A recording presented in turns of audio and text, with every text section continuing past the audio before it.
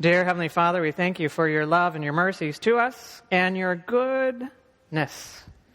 We are grateful for the opportunity of being together at this time. And Lord, as we learn a little bit more about these bodies that you have made, we ask for you to teach us, to lead us, to guide us, to work out your abundant will and way. And may this knowledge be used to help others too. We pray in Jesus' name. Amen. Now, those of you who got blood work, we are going to be going over the blood work. Some of you may not have received yours yet. I think there's one that's still on its way up from the Lifestyle Center for the individual who hasn't received it yet. We are not just going to go over blood work, but we'll talk about things that are a little bit more optimum from a blood work standpoint, and then a few little pointers about things that you might be able to do with certain aspects that are abnormal. My name is Mark Sandoval. I'm the medical director here at Uchee Pines. Happen to be the president as well. And it's a pleasure to be with you and to see you here. And God is blessing. Now, I'm going to dive right into the lab work because the longer we take in this section, the less time we have in the Q&A session afterwards. And that usually is one that usually spills over then into lunchtime. And so we don't want any spillage going on there. As you see on the screen, we are going to be looking at a representative example of someone's blood work. I have removed all identifying information from there so that you don't know who it is, and in fact you shouldn't know who it is because it's not from this group. Someone previous, and we're just using their lab work as an example. So with AccuReference, who is our reference medical laboratory, they have things set up in a certain way, and so we're just going to go through things that are set up. You'll notice that the first major section there is the out-of-range summary, and that will just provide all of the results that the lab considered to be abnormal, whether they were high or whether they were low. That's so you can just get a bird's-eye view of how bad things really are. If it's a big list, you know there's a lot of problem, and if it's a small list, you know that it's probably a smaller problem. But we're not going to cover any of the things right there because we're going to move down and then cover everything in its respective place. And we're going to begin with hematology, or the CBC, or the complete blood count, with automated differential. And with the CBC, the first thing we look at is the WBCs. Anybody know what WBC is? White blood cells, that's right. And the white blood cells are important for a number of things. If you don't have them, you die. So it's pretty important, right? The life is in the blood. And so your white blood cells, the lab says that you should be around 4.2 to 11.8. If you notice on your blood work that your reference values are a little bit different, don't get worried. The way that laboratories typically determine what normal is you will do a study with several hundred or several thousand people that are considered healthy. You don't really know, but they're considered healthy. You don't have any manifestations of disease at that time, and you run their blood work.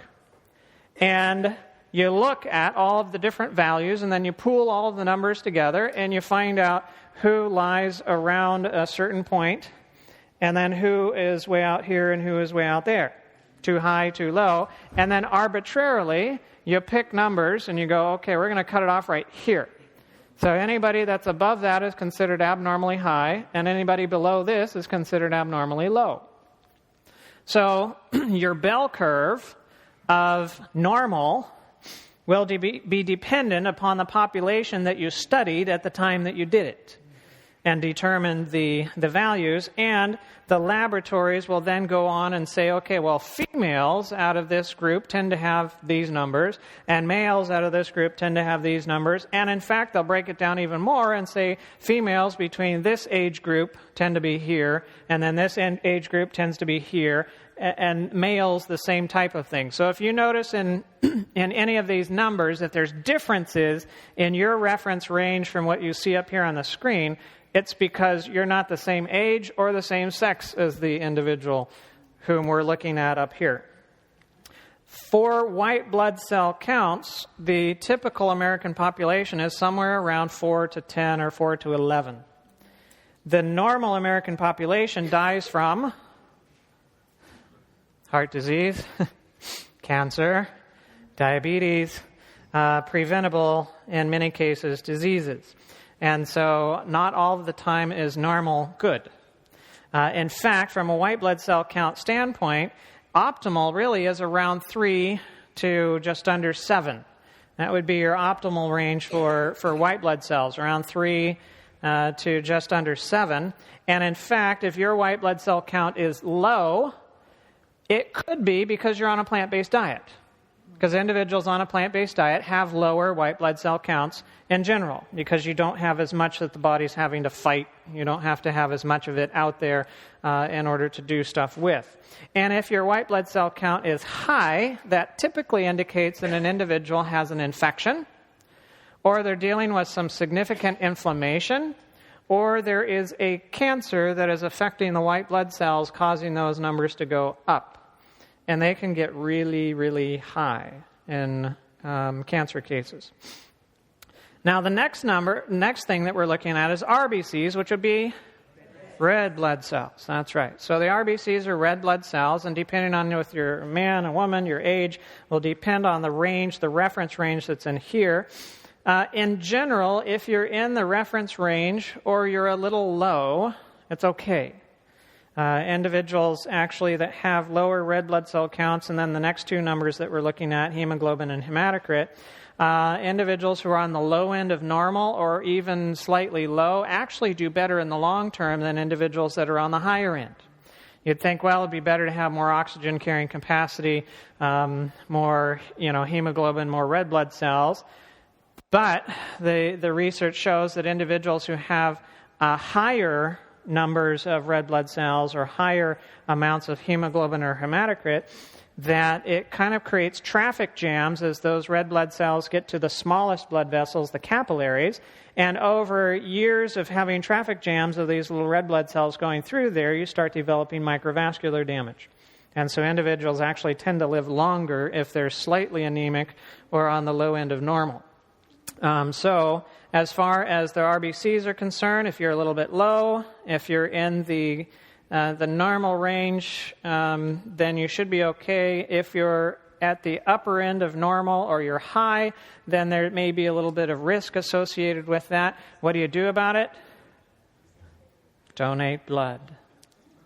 That's right. Donate blood.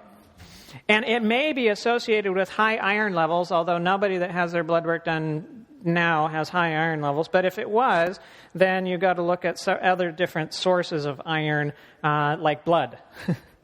If you eat things with blood in it, then you have heme iron, and that heme iron gets incorporated into the system much easier. Iron levels go up higher, and then you can run into some of these problems. Also, if you're cooking with iron cookware, then iron levels tend to go up, and then you may push things so that you're on the top end of red blood cells, hemoglobin, hematocrit, and may have problems from that standpoint.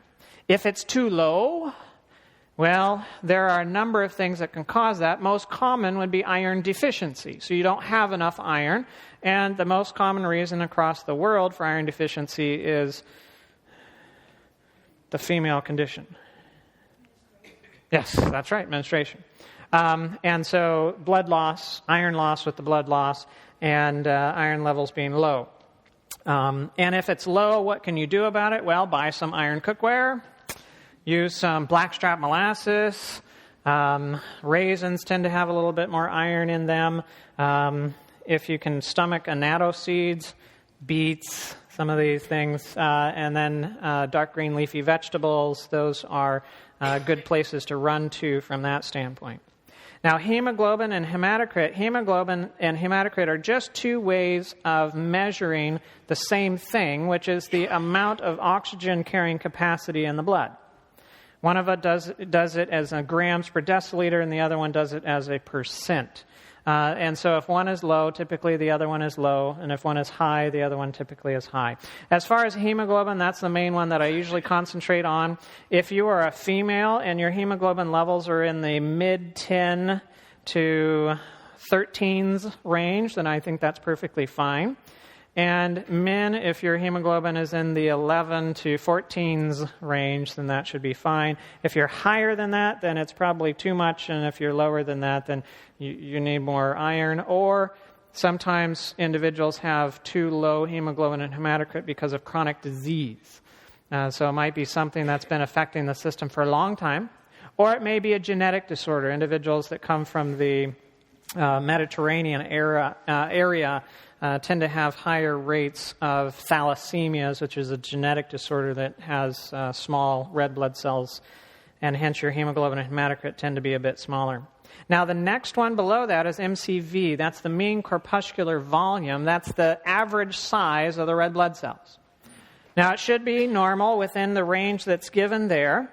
And if it's low, then that means that the red blood cells are small. And again, that's most likely because of iron deficiency. It could be, again, chronic disease that might be causing that, but most commonly is iron deficiency. If it's too big, that number is too high, typically that's a B vitamin deficiency. It's the most common cause for the large red blood cells. So if your MCV is large, then you might want to look at like a B complex to take on a regular basis to replace some of those B vitamins so that MCV can decrease. You can have certain cancers that involve the bone marrow that then affect the MCV as well, and so that's something to keep in mind too. Now the MCH, the mean corpuscular hemoglobin, and the MCHC, the mean corpuscular hemoglobin content, sometimes these numbers are off slightly. Typically the MCHC is low. 30, 31, somewhere in that range. The lab says it's low and it marks it as a red flag. It doesn't mean anything, really. If it's on its own, it doesn't mean anything. And so I look at it and I just pass right by it and don't pay much of attention. Those are just numbers to say within the red blood cells then how much hemoglobin is within the red blood cells. But your hemoglobin number is a much more important one to take a look at. The next one below that, the RDW, the red cell distribution width. This is a measure of the difference in the sizes of the red blood cells. So young red blood cells tend to be bigger, and as they age, they tend to get a little bit smaller.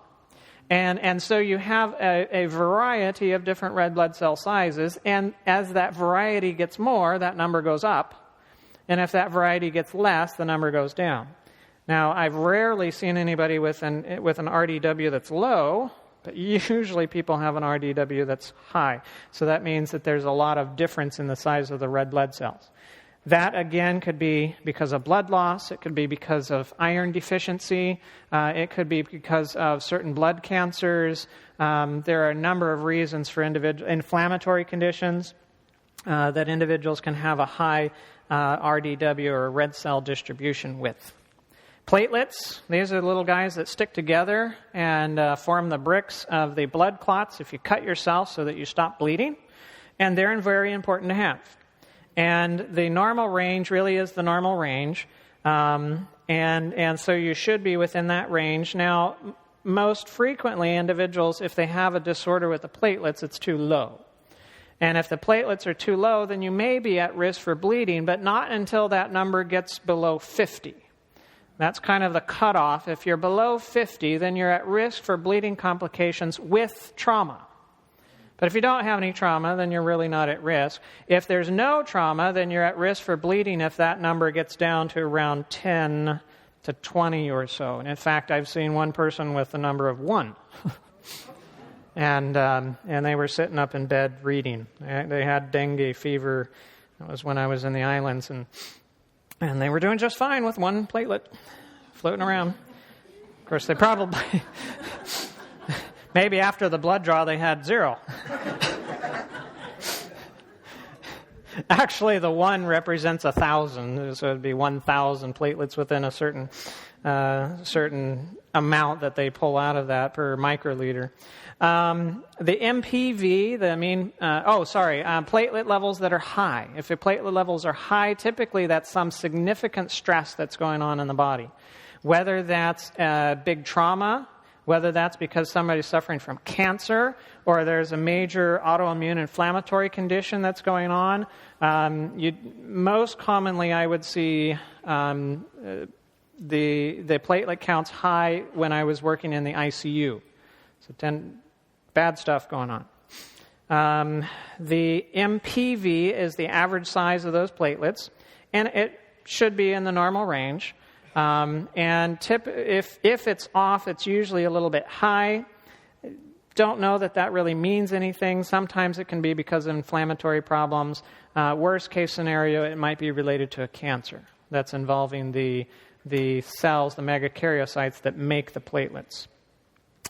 Now down to your differential. The differential is the different types of white blood cells that make up your number, the first number that we looked at, the WBC.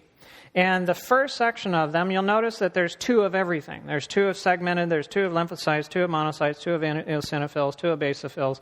One of them gives you what percent of the white blood cells is made up of this type of white blood cell. And the other number gives you the absolute number of them. Now, I typically look at the percents because that gives me an idea of how we're doing related to everything else. And so that's what I'll concentrate on as we go through these next few. Now, segmented, the real name that should be with it is neutrophils. They're segmented neutrophils. And the neutrophils are one of the types of white blood cells. They're predominantly responsible for dealing with bacterial infections. And if you have a situation where your neutrophils are high, and then the next one, your lymphocytes are low, then a lot of times I'm thinking bacterial infection. What's going on? Where do you have that? Do you have a skin bacterial infection? Do you have a urinary tract bacterial infection? Do you have something from that standpoint going on? Now, the lymphocytes, the next ones, they're predominantly responsible for viral infections. And if you have a viral infection, then the pattern is backwards. So the lymphocytes tend to be high and the neutrophils tend to be low. And many times individuals will have that pattern and they don't have any symptoms associated with it. They don't have a runny nose, they're not coughing, they don't have fever and chills. And it may be that you are re-exposed to a virus that you had been exposed to previously, but now the immune system has memory cells and it mounts an immune response very quickly, and you don't ever really get the symptoms associated with it, but the immune system's still fighting the thing. Right? And so there were quite a few individuals that their lymphocytes were high, their neutrophils were low. What do you do about it? You wait. You wait. You just wait. And within a few weeks, then that pattern will typically reverse itself. Yes?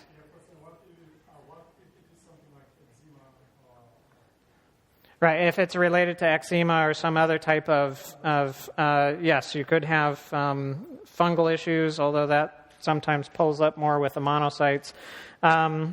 If you have those types of things, stuff that you can do to improve the immune system, the bugs typically don't like heat higher than body temperature, but the immune system will still function.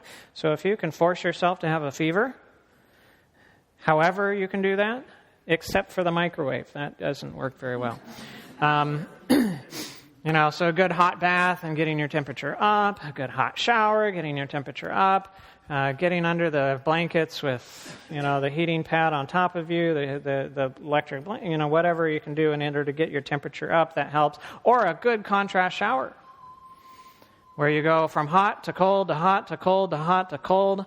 It's not so much of a challenge here in Alabama, but when you're in Michigan and you do a contrast shower, let me tell you, you can scream and jump and run really fast inside the shower and not go anywhere. It's invigorating. The monocytes are the next one. Monocytes are predominantly responsible for phagocytosis, which is eating up the bad guys. and I'll get to you in just a second. And the monocytes you can see them coming out with inflammatory conditions. You can have them elevated with fungal infections as well. And then there are several other different conditions, like you can see right up here, chronic infections, including tuberculosis or fungal infections, infections within the heart, collagen vascular disease, so an autoimmune type of thing, inflammatory bowel disease. There's specific types of cancers that may have it elevated. And also that they don't list in here, sometimes it's just the same viral thing that's causing the monocytes to be elevated. And lo and behold, you check the blood work again in 3 weeks, and it's normal. Yes, you had a question. I probably missed what you said, and I'm sorry if I did. But you said if the segmented is low and the lymphocytes is high. If the segmented are low and the lymphocytes are high, then that's a viral infection. So the body is dealing with a virus. And what do you do? Just wait? And most of the time you just wait and the body will take care of it and you don't have to do anything about it. If you want to do something about it, that's when you raise the body temperature, you do a contrast shower, and those can help. Yes? The reference, if it's just a percentage on these lymphocytes, monocytes, is it reference up to 100%? Yes, the reference range on these different white blood cell components is up to 100% of the total that you had at the very beginning, that first white blood cell count. If your number was 4, then this is how much percent of that 4 that is this type of white blood cell. And then how much percent is the next type of white blood cell of that number that you had at the beginning. The next ones are eosinophils. And if they're elevated, a lot of times it's an allergy type of symptom that's going on. You can also have parasites that affect the eosinophils and cause it to be elevated. Typically with eosinophils, it can't be too low. If it's not there, it's okay. Basophils, again, you can have allergic reactions, types of inflammatory processes that may be going on that may cause it to be elevated. And then if it is low, then... next page. Then if it is low, then you may have no problem at all because sometimes you don't pick it up. Next thing is a sedimentation rate. The sedimentation rate is a general marker of inflammation. It tells us that there is inflammation there, but it doesn't tell us where it is. So individuals could have like a urinary tract infection, they could have a skin infection, they can have inflammation going on in the bowel, they can have cancer and the cancer is causing inflammation and so that sedimentation rate is elevated. They can have joint issues, so they've got rheumatoid arthritis or other things from that standpoint. There's many things that can cause that sedimentation rate to be elevated. Now, you'll notice some of you, your range is 0 to 30. Some of them, your range is 0 to 20, depending on what's on the blood work. I like to see it in the lower half of normal. So whatever it says the upper range of normal is, cut that in half, and then I like to see those numbers in the lower half. If you're in the upper half of normal, then that means that there's definitely inflammation that's going on. Why? Don't know. But it's something to keep the little flags up and going. And if yours is actually elevated and you have high numbers, then that's definitely a concern. Where is that coming from? And again, it can be autoimmune inflammatory, it could be cancer, it could be injury, it could be infection.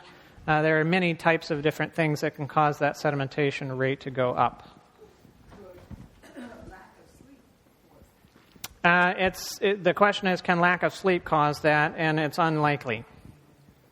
The next one is reticulocyte count. That is young red blood cells, ones that are just pushed out of bone marrow before they have the chance to lose the nucleus in the cell.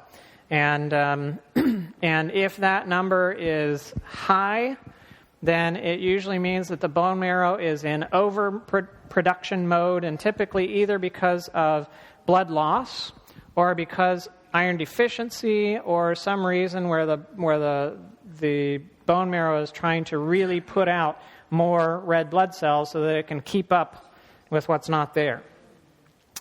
Now we're going to go to chemistry, the comprehensive metabolic profile. And we begin with sodium. That is the main component in your usual table salt. It should be within the reference ranges. Some individuals that are on a low-salt diet, they might find that their sodium is down in the 130 range or somewhere in there. It's not a big problem unless individuals are symptomatic. If you have low sodium levels and you're symptomatic, it tends to be like low blood pressure symptoms. The individual can stand up, feel lightheaded, and maybe a bit dizzy associated with it. If the sodium levels drop too fast or they get too low, then individuals might get a bit delirious. And sometimes they get happy delirious, and other times they get angry delirious, just depending on the individual. It's kind of like dementia. You start, once dementia starts rolling around, you start seeing the underlying stuff that's there. You've got some people that are just beautiful when they're demented and other people that are just not beautiful when they're demented. And sodium levels being too low can do that. Too high, individuals tend to be dehydrated, and there's really bad stuff going on. It's not often that somebody has sodium levels that are too high. Potassium, that one is very, very important. I don't think anybody had any potassium abnormalities, but you definitely need potassium. Too low, you can have a lot of weakness associated with it, muscle weakness, tiredness, fatigue. Too high, you can actually have similar types of symptoms with the weakness and the fatigue. And then if it really gets too high, then the heart stops. And in fact, potassium is what they use for lethal injections, because you get a really high dose of it, and then the heart goes into tetany or a spasm where it can't beat anymore, and you go pretty fast. Chloride. Chloride is a negatively charged particle that usually is good buddies with sodium and potassium.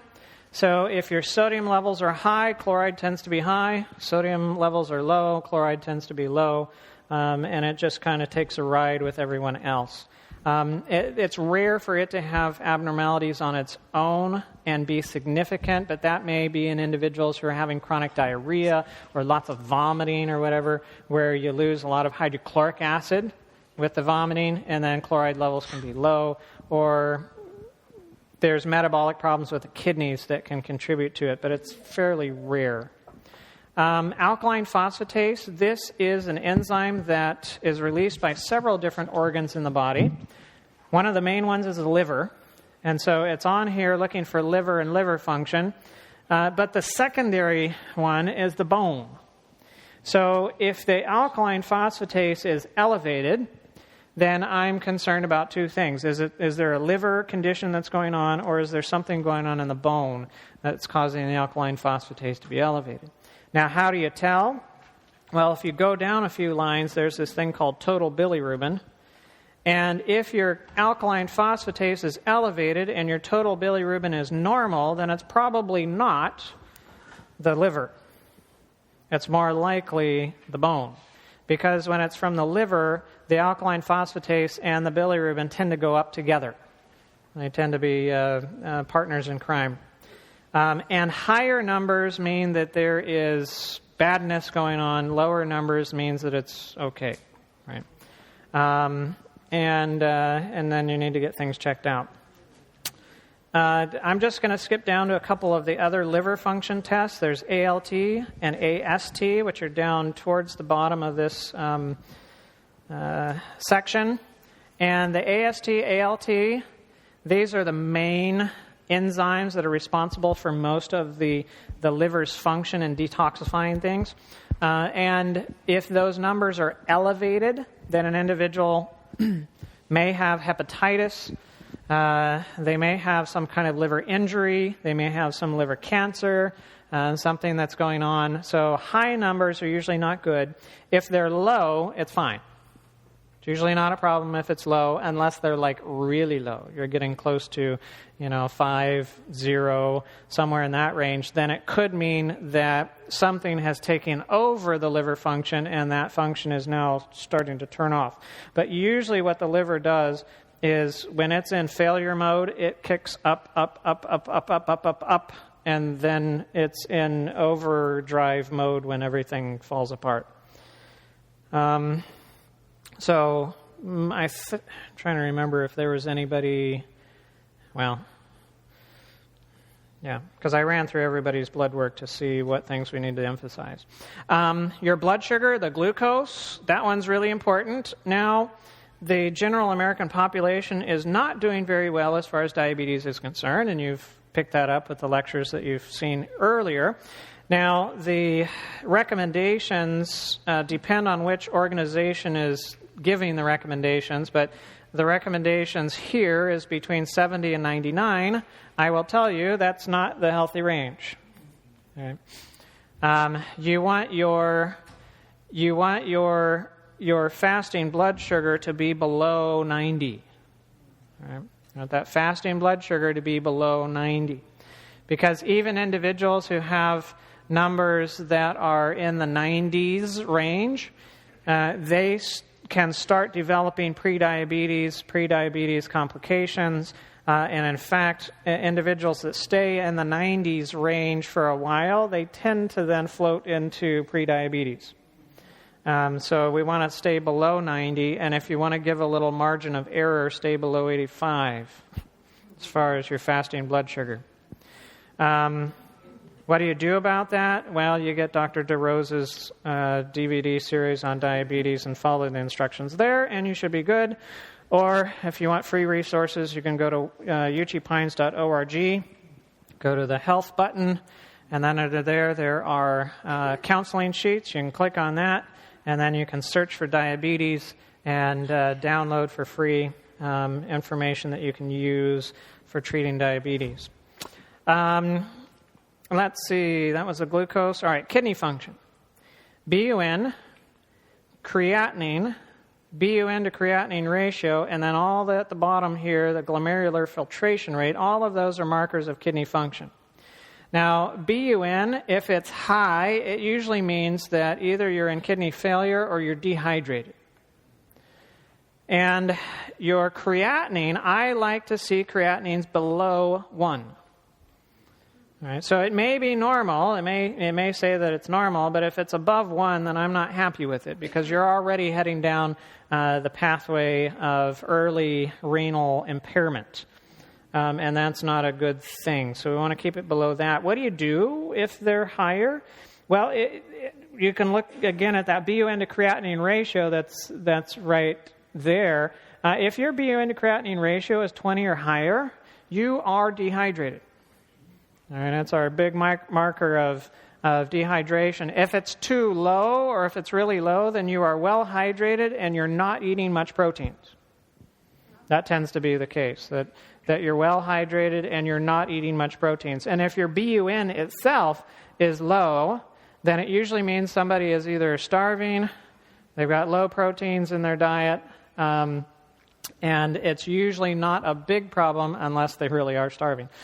And then the creatinine, if the creatinine is low, that means that your kidney function is like really good. That's fine. But if the creatinine's high, you don't want to go there. Yes? Can you give us a definition of those two items? BUN is blood urea nitrogen. And blood urea nitrogen is a breakdown product of proteins being broken down. And it then is released into the bloodstream, and it becomes then a toxic substance to the body if it builds up too much. And so the kidneys have to get rid of it, and you get rid of some of it in your sweat. Creatinine is a protein that you find a lot in muscle. And as muscle breaks down, that creatinine gets into the bloodstream and then circulates, and the kidneys are responsible for helping to filter and get rid of it. And so if it accumulates and its number gets higher and higher, then that means that the kidney function is going lower and lower. Right? Thank you for that. The calcium, it's very good to have. If your numbers are low, then green leafy vegetables are a good thing to be chomping on frequently. But I don't necessarily recommend calcium supplementation. I don't know if anybody else has talked about it during this series, but there's a bit of research showing that calcium supplementation increases the risk for a number of different cancers. And arteriosclerosis, kidney stones. There's a number of complications with it. And in fact, a lot of the international regulatory agencies are not recommending calcium supplementation to their populations. America is years behind. Doctor, and we're still popping the calcium pills. Yes. Yes, I was wondering what is the normal the normal amount a person should be urinating in a day? Like how many times? Right, the normal amount of urine output in a day. Somebody will have to help me with that. I don't know if there's a quantifiable number. It would be enough to get rid of the production of all the toxins that you've got. A typical lay person's measuring stick for what you should have is your urine should be pale yellow or clear. That means that you're able to you don't have such concentrated urine, but you're still getting rid of it. But even then, if it's pale yellow or clear, you could have a kidney disease that's then not allowing the electrolytes to get into the urine and clear it, which would be a form of kidney failure. And if that was the case, you would develop other symptoms pretty fast. Your potassium levels would go up, your sodium levels would be all messed up, and you would start getting, having issues with weakness and mental confusion, and then swelling and other types of things like that, and you would end up in the emergency department, and they'd figure out, oh, this is really bad, we need to send you to dialysis. Okay. But as far as, did you have something? Yeah, okay. But as far as like amount, it varies from individual to individual and how much body weight they have and how much sweating that they do and how much they lose how much fluid they lose in their stool, how much fluid they lose in sweating and so forth. Yes. Does it have a relationship with the amount of fluid that you take in per day? Does the output? Does the output have a relationship with the input? Absolutely. Yeah. Yes. So if you don't put anything in, you're going to get less out. And if you don't get less out, then you're going to turn into a raisin faster. Right? And so, yes, the more fluid that you put in, the more fluid you should be putting out. But then if you're in a hot environment and you're sweating, then there'll be less urine output. If you have diarrhea, there'll be less urine output. If you have a fever and you're vaporizing more fluid into the air, then you would have less urine output compared to what you bring in. Hold on a second. Yes.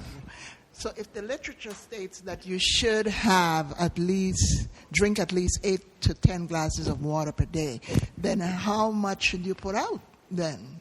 If the literature says you should have 8 to 10 glasses per day, then what? Then shouldn't you be putting out almost the same amount? Right. Well, you should in your total fluid output. But again, a lot of your fluid output is going to be sweat. A lot of your fluid output is going to be from the moisture that comes out when you breathe. A lot of it is going to be in the stool and so you're not measuring all of the rest of it. And so those insensible or not accounted for fluid loss mechanisms will decrease the amount of urine output that you would have from the input that you had. Yes. I don't have a question, but a comment that regarding the color of the urine, whether clear or light colored, yellow. It has to do with if you're taking medication also. Well, yes. That will make the difference in the color. Yeah, absolutely. If you have certain medications, they will color or tint the urine in certain ways.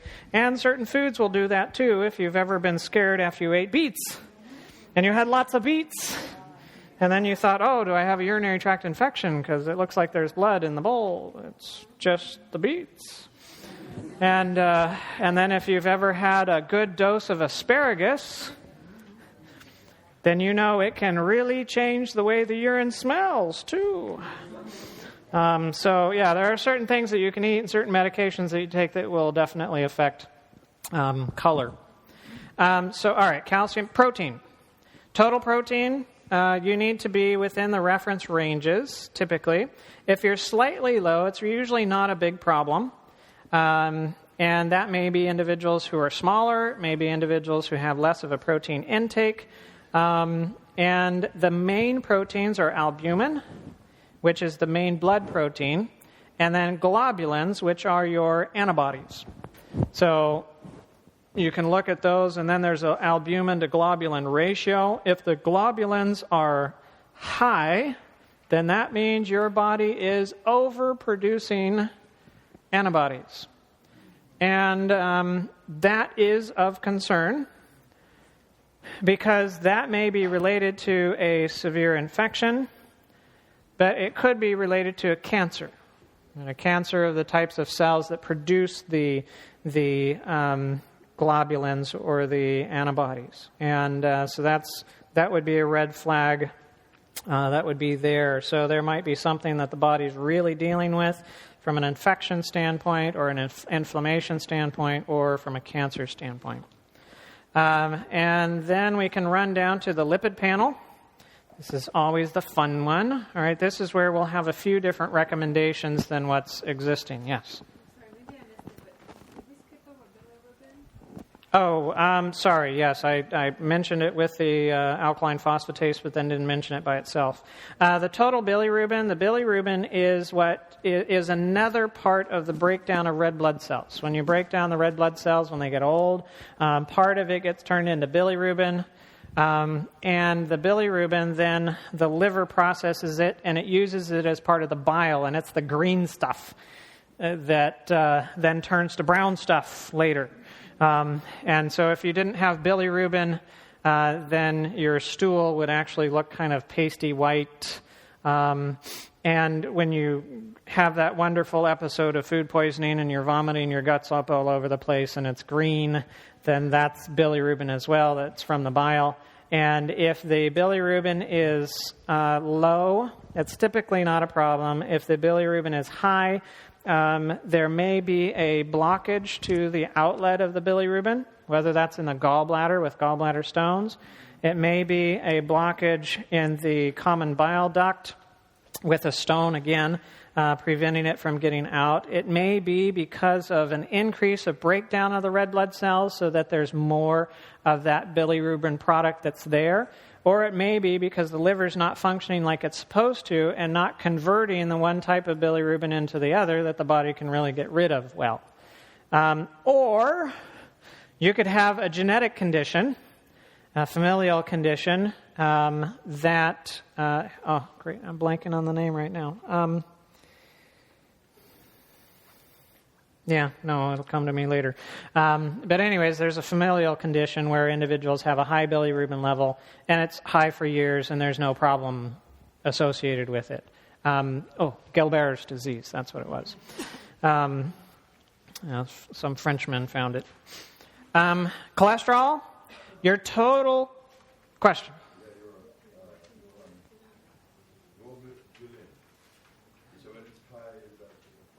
Yes, the bilirubin being high is a problem, and that's what I was just mentioning to her about all of the different things that can cause it. And then I guess maybe the question would be, what do you do about it? Right. So, yeah, what do you do about it if your bilirubin is high? Well, one of the things that you can do is stop breaking down red blood cells. Start your liver functioning. Yes, I see you. Well, if it's a liver issue, then you could do hot and cold fomentations over the liver. Sometimes it helps to do a charcoal poultice over the liver and leave it there overnight and do that for a period of time. It does help to increase your water intake. It helps to decrease your cholesterol intake if there's any.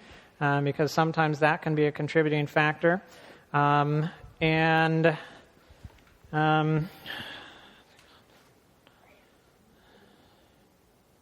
If you've got Gilbert's disease, you can't do anything about it, really. It'll be there. Hang on, in the back, we got a question. 2 questions. You spoke about protein. You said that when it's too low, it's okay. But what if it's too high?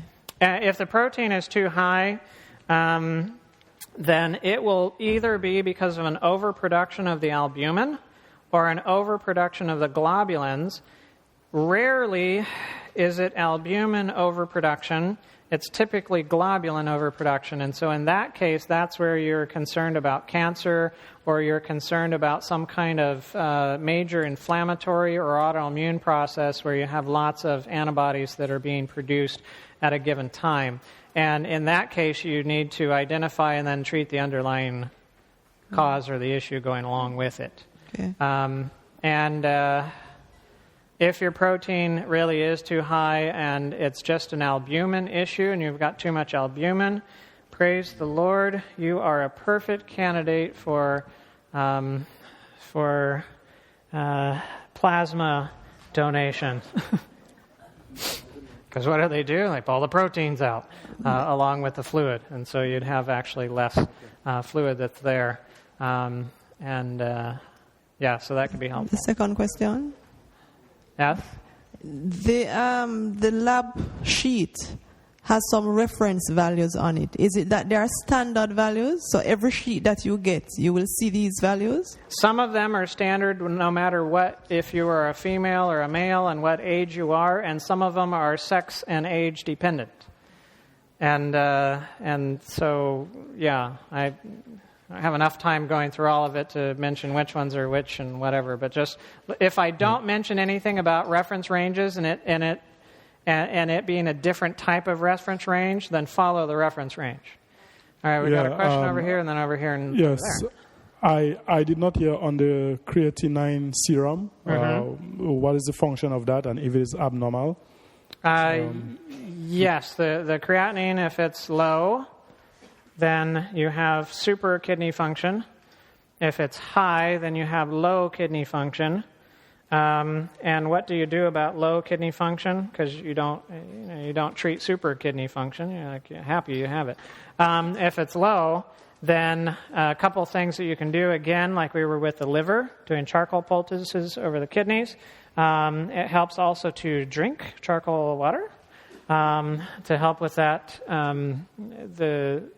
help with the kidneys' function itself, doing hot and cold treatments over the kidneys, heating treatments as well, and good sunbathing can be helpful with that as well. Thank you. Let's see, we had 2 over here. 1 here and 1 here. Yes, the liver was the alkaline phosphatase, the bilirubin. Oh, yes, hot and cold treatments over the liver, charcoal poultice over the liver, drinking lots of water, drinking charcoal, not the powder. Don't ever put powdered charcoal in your mouth because it's very powdery. And if you get it down into your lungs, it will not work well. Your lungs are not a place to put charcoal. And there's a number of other things, but if you go on the website to the counseling sheets, we've got more information about liver and helping it out. And yes. Did you say anything about the glomerular filtration rate? No, I skipped over that. The glomerular filtration rate is a calculation based upon the creatinine and one's sex and calculation of body surface area, and based upon the creatinine, it will give you the glomerular filtration rate. And what the glomerular filtration rate is a number that represents how much fluid gets filtered by each little nephron inside the kidney. And there are hundreds of thousands of nephrons. And so it gives an idea of how much fluid gets filtered by each of those nephrons every minute or so. And that number ideally, thank you, should be above 90. It should at least be above 60. And you'll notice on that it says if African American, the result is you have to multiply it by 1.21. So if your skin is like that of an African American, then you need to multiply the number that's there by 1.21, and it gives you your actual number. All right, cholesterol. We need to go on because we're getting bogged down. And cholesterol is a good topic. Total cholesterol should be below 150. All right, so the total cholesterol should be below 150. The higher it goes from there, the more risk an individual has. Now, you'll notice that the lab says that normal is up to 200. 35% of heart attacks happen between 150 and 200. Right. So 35% of heart attacks happen in the normal range, but some of the major studies show that if you're under 150, no fatal heart attacks associated with it. So that's really where you're shooting for, is below 150. I'm going to talk about the different components, and then I'll talk about what do you do about it. The triglycerides, they should be ideally below 100. And the triglycerides are the fats that get stored in the fat cells, and they're the ones that the liver can break down, cut into little sugars, and use for energy. Or it gets the sugars and it hooks them together and forms the triglycerides. And it's a storage form for energy. Right? The HDL, high-density lipoprotein, that's the molecule that carries cholesterol from the tissues to the liver so that the liver can process it. And it's the healthy cholesterol. And those numbers, the higher you have, typically the better it is. I have never seen anybody above 199. Even though the lab range says it can go in that range. So the higher you can have, the better that it is. And let's see, there we go. Then I'm going to talk about each of those and what you do about them in just a minute. I'm just going to cover each of them here first. The LDL to HDL ratio is simply getting the LDL and divide it by HDL. Frankly, I don't pay much attention to that. Doesn't impact much. The LDL cholesterol, that's your bad cholesterol. It's the one that carries the cholesterol from the liver to the body. It's the one that deposits cholesterol in plaques, and you start having buildup in the arteries and so on and so forth. That one, if you are normal, then it should be below 100. If you are not normal, i.e. you had a heart attack, you have severe cardiovascular disease, you're a diabetic, or you've had some kind of heart attack equivalent, then that number actually should be below 70. Right? So the real protective range is below 70. For most individuals, it's below 100. And then VLDL, very low density lipoprotein, that is the carrier molecule for triglycerides. So if your triglycerides are up, VLDL will be up. If your triglycerides are down, VLDL will be down because it carries the triglycerides through the bloodstream. Hold on. And then you have a cholesterol to HDL ratio, which is that one, the higher the number, the higher your risk. The lower the number, the much better your risk is. This is a rare individual that we have up here that it's below 2. So in this person would have like very, very low risk for cardiovascular disease. But most individuals are running around the 4 range, and 4 tends to be average risk. And of course, the average person dies from cardiovascular disease, so average is not good. Right? So that should be as low as you can get it. And then non-HDL cholesterol is just simply taking your total cholesterol and subtracting HDL from it. That one really should be below 120, even better if you can get it below 100. All right, now I'm going to go back and talk about more of the specifics with those. The HDL, the good cholesterol, if it's too low and you want to get it higher, what do? Well, 2 of the simple things that you can do. One is exercise. Right? So exercise tends to increase the HDL. And the other one is nuts. All right, so eating nuts tends to increase the HDL. And more research with walnuts, almonds, and pecans than with the other ones, and so they tend to be more beneficial. Cashews, they taste wonderful, but they're usually pretty low on the list as far as helping one from a nut standpoint. All right. The LDL cholesterol, the bad cholesterol, how do you lower that?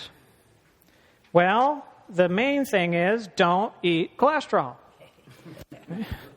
Right? That's the easy way. Don't eat cholesterol. You don't need it from a dietary standpoint because the liver produces all the cholesterol that the body needs, and it doesn't need cholesterol to produce cholesterol.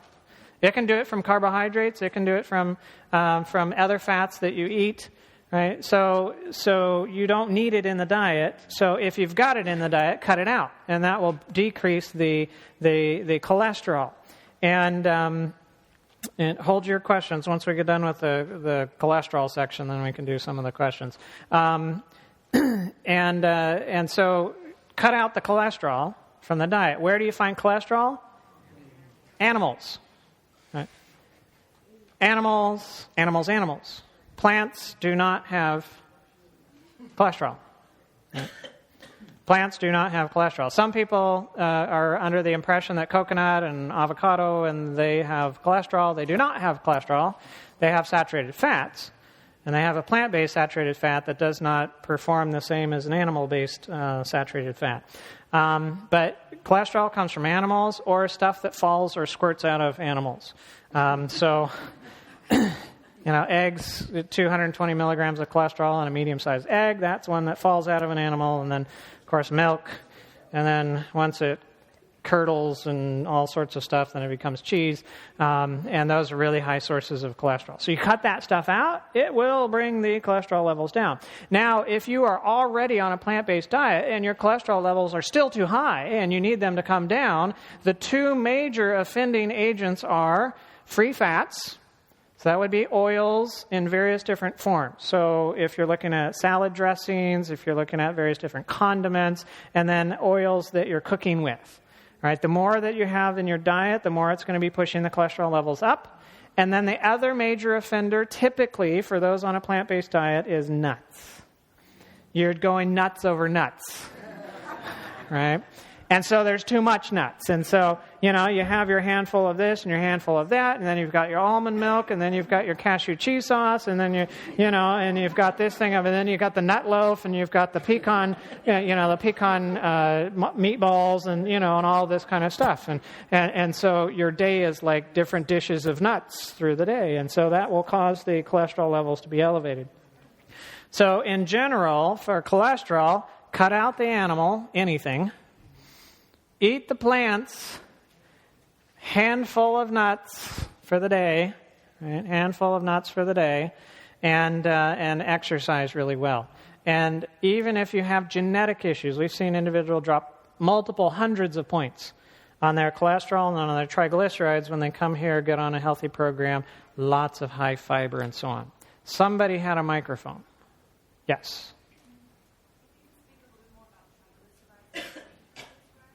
All right, let's speak a little bit more about triglycerides and lowering triglycerides. Same principles go with lowering triglycerides. Right? So the exercise helps to lower it. Cutting out the animal products. Some individuals will have triglycerides higher because they ate a late meal the day before. And it might have been like a high fruit meal or something like that. And sometimes your triglycerides will be elevated the following day. If you didn't have the third meal for the day before the test, then you might notice that the triglyceride levels are lower. And then some individuals have genetic problems with triglycerides. But even in those individuals, we've had them come here in levels of 1,600 or 2,000. And then in 11 days, numbers down to then now closer to 300 or 400 than what it was before. All right, must go on. When are we supposed to be done with this section? Oh, we were supposed to be starting the next section right now. Yes.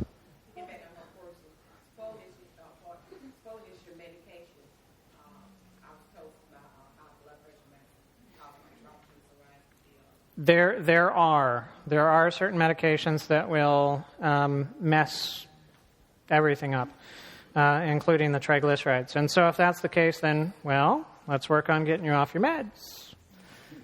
That would be good. What we are going to do right now, since we're doing a combination of going through the lab work and Q&A session, we're going to take a break, 5-minute break, and then we're going to come back and we're going to pick up right where we left off in the blood work and continue with Q&A. And when we get done with the blood work, we'll just do free-for-all Q&A.